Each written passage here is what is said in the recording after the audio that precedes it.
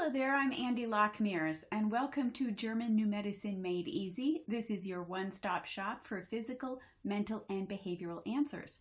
Today I'm sharing information about the coronavirus from a German New Medicine perspective. You can listen to this as a podcast. You can watch me recording this as a video on YouTube, and you can read the transcription below or read it as a blog on andilockemears.com.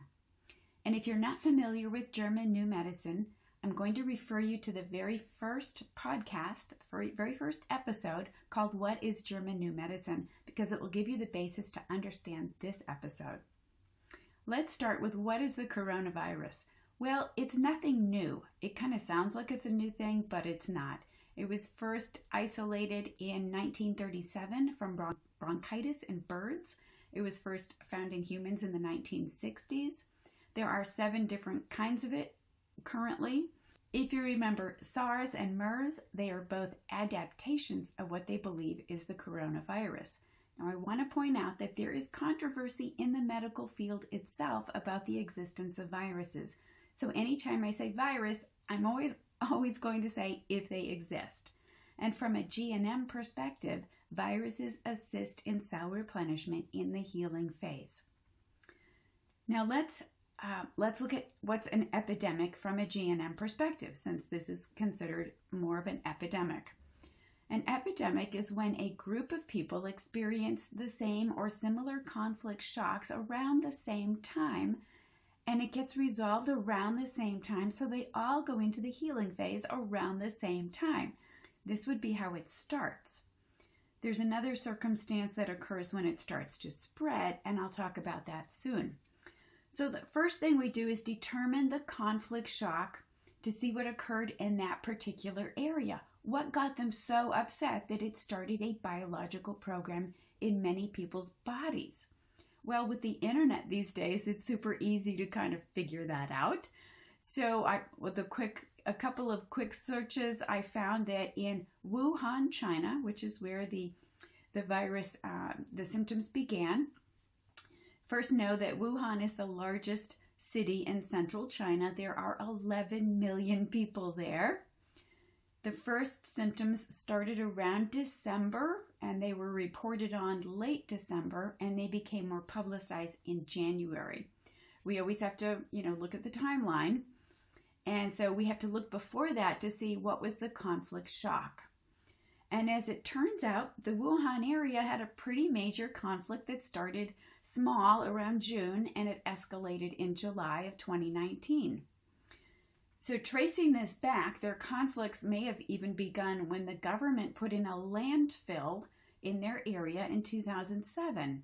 And within 5 years, it exceeded capacity. So that was 2012.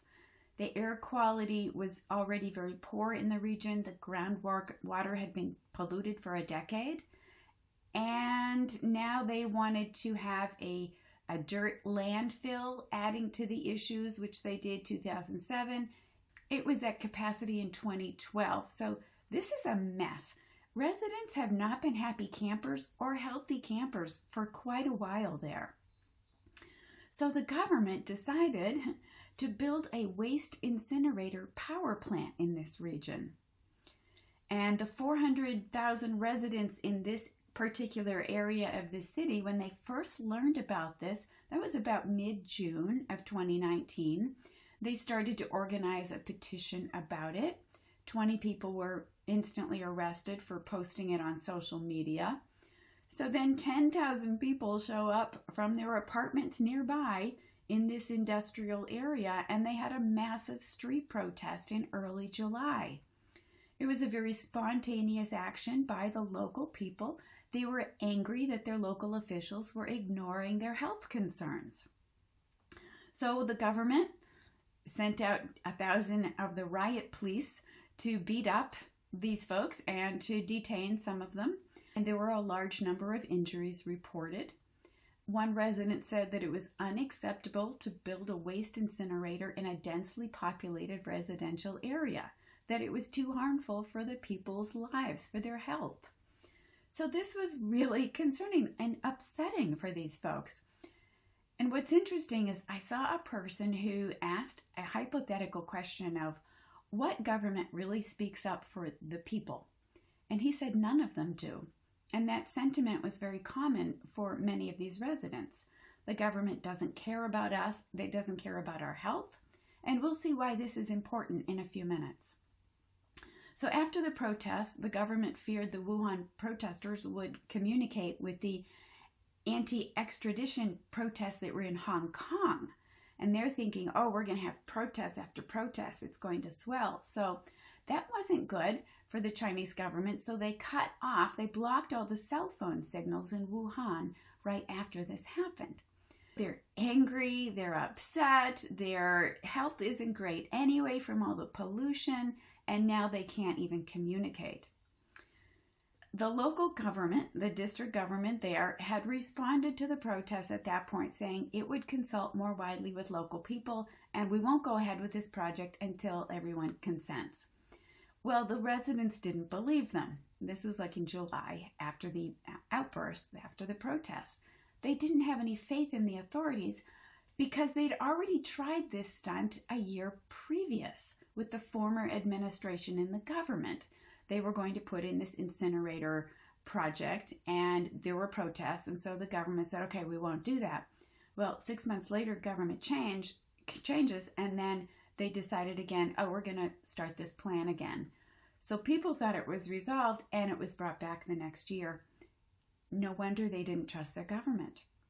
They didn't believe that government officials would do the right thing for the local people. So let's recap.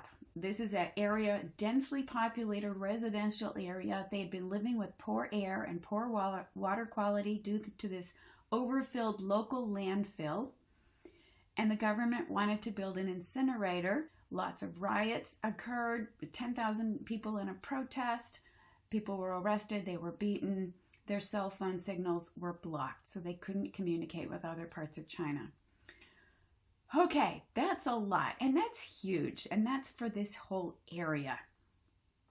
So let's look at the coronavirus illness from a GNM perspective, and to do that, we have to look at the symptoms.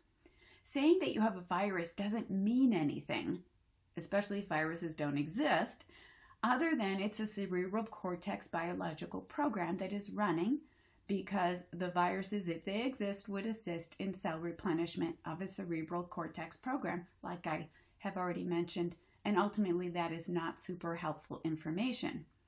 So we have to really look at the body part and the symptoms in order to figure this out. According to the CDC, the symptoms of those who have died are fever, cough, shortness of breath, and in severe cases, pneumonia. We know a fever is present in a lot of healing phases, so that's how we know the conflict has been resolved, because you have fever in the first phase of the healing phase. So that's nothing new, that's just data. But coughing, shortness of breath, and pneumonia, here we go. For men, this issue is a territorial fear conflict. They were afraid to have an incinerator built in their town, adding to the toxic waste they were living in, because they believed it would further degrade their health. And they felt like the government didn't care about them, like the government had betrayed them and abandoned them. Territorial fear conflict for men. For women, it was a scare-fright conflict. What's interesting is that as of February 2nd, 71% of the people with the coronavirus were male. So more men were affected than women. During the conflict active phase of a territorial fear conflict or a scare-fright conflict, there is ulceration. This is for the men, it will be in the bronchioles. For women, it will be in laryngeal mucosa, but for the men, it's the bronchial mucosa. And there's ulceration, so there's cell loss. We're losing cells on our bronchioles.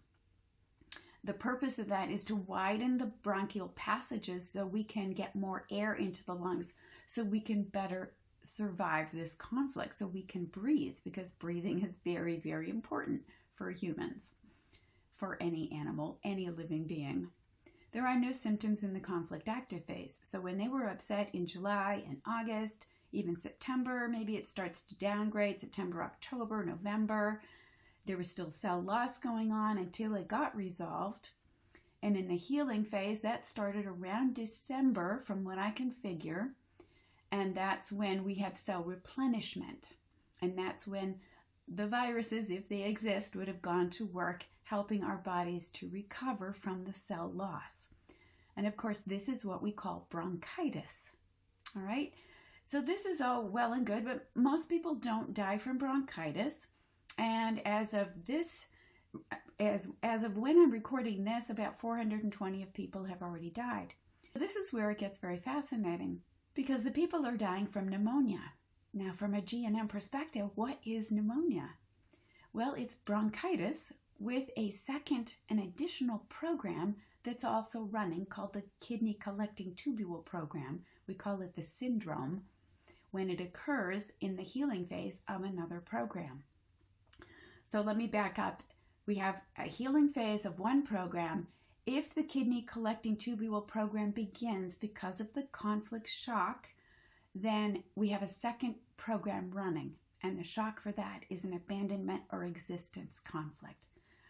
We're abandoned. It's how are we going to survive this additional incinerator in our environment, in our community.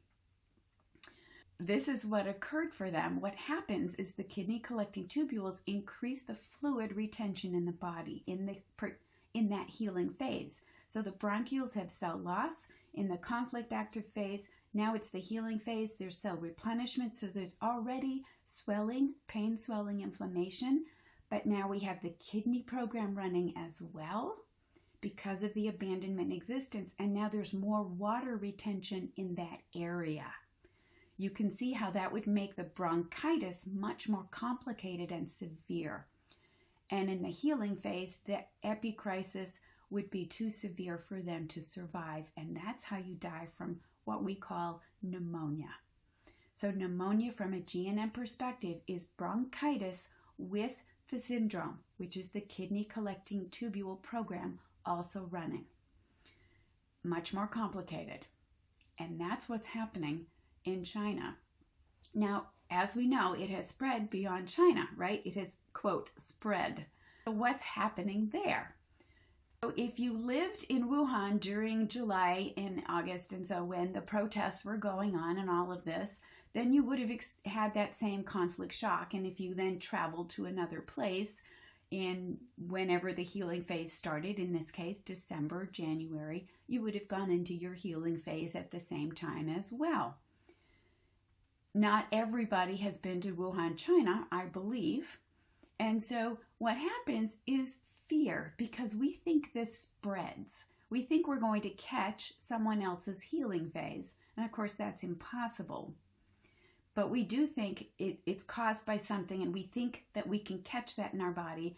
So this fear, remember, it's a territorial fear conflict or a scare-fright conflict. This fear starts this program in people who have never been to the Wuhan province, to that area. Now, as of this writing, 78% of the people that are in the healing phase are in this province in China. So it's fairly contained. And that would be normal. Most people, will be there where the original conflict happened. But everyone else, it's happening because of fear. Or because maybe they had a similar conflict shock in their area around the same time and went into the healing phase in their area as well. Nothing is spreading. People are simply going into healing phases. And if there's a lot of fear about the healing phase, that can start the program, and thus you will then have that same healing phase. So what can you do? Well, learn German new medicine, try to stay out of fear, and be smart. Be G&M smart about the choices that you make and how you live your life. I hope this has been helpful. Thank you so much for joining me. I would love to hear from you. So what would you like me to discuss on this podcast? Leave me a note, drop me a line. I'd love to hear. Check out my websites that are listed below in the show notes, and I'll see you next time.